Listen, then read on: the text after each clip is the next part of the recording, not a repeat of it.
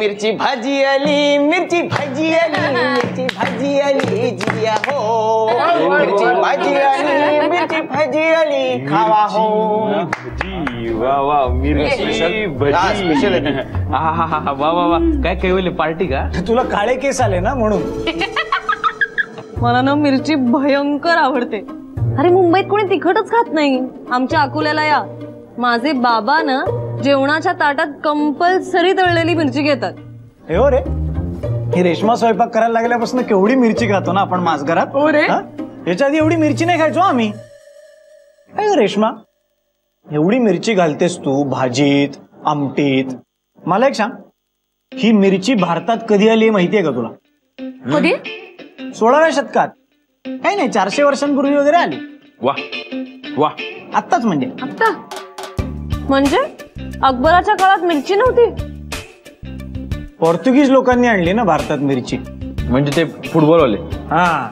तर काय झालं माहितीये का, 3000 BC मध्ये. अच्छा, म्हणजे 3000 BC म्हणजे ते डायनोसॉर होते वगैरे ते.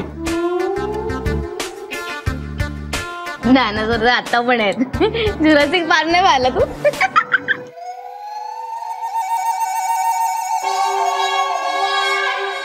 जोक केला मी. त्याचं काय आलं, 3000 BC मध्ये फक्त मेक्सिकोत होती मिरची. पण मग हा होता ना कोलंबस, तो गेला होता तिकडे. मग त्यांनी साऊथ अमेरिकेतनं इथे युरोप मध्ये आणली मिरची. त्यानंतर काय झालं, वास्को ड गामा भारतात आला होता ना. वास्को ड गामा तो गोवावाला ना. क्या बात आहे यार, काय जनरल नॉलेज आहे, परफेक्ट. तो वास्को ड गामा भारतात आला आणि त्यांनी बघितलं की ह्याला राव इकडची लोक त्याला गोड गोड बोलतात. मग तो यांना जर आपण मिरची देऊ तर आता भारतीयांचं कसं असतं, एखादा फॉरेनर म्हणला की हा आयटम कडक आहे तर आपल्याला लगेच भारी वाटतं ना. मग आपली लोक म्हणली अरे हा आयटम तर लय भारी आहे रे, मिरची खायला पाहिजे. मग आपल्या लोकांना मिरची आवडायला लागली. आणि आता आपल्या देशात सगळ्यात जास्त मिरच्या पिकवतात अख्ख्या जगात. आणि या जगात सगळ्यात जास्त मिरची ही माझघरात खाल्ली जाते. क्या बात आहे. त्याला कमाल आहे ना. पण कोण कधी कसं कुठून येतं आणि इथलं होऊन जातं. तुमच्या लक्षात आलंय का, रेशमा म्हणजे आपल्यातली मिरची आहे. म्हणजे आपण आता तिच्याशिवाय काय इमॅजिनच नाही करू शकत. गोड गोड बोलणारी अकोल्याची मिरची. हे घे खा.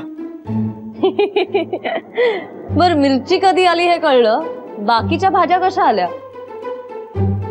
अरे म्हणजे हे सुजयचं घर आहे, म्हणजे सुजय होताच, पण तुम्ही सगळे कसे आलात? सुजय नव्हता काही, मी होते. मी काय? अगं पण हे सुजयच्या काकांचं घर आहे ना. तर स्टोरी आहे, इथली मूळ रहिवाशी मी आहे, मी. मग नंतर काही काळानंतर आपले ब्रिटिश अधिकारी सुजय साठे इथे आले आणि इथे त्यांनी आपलं राज्य प्रस्थापित केलं.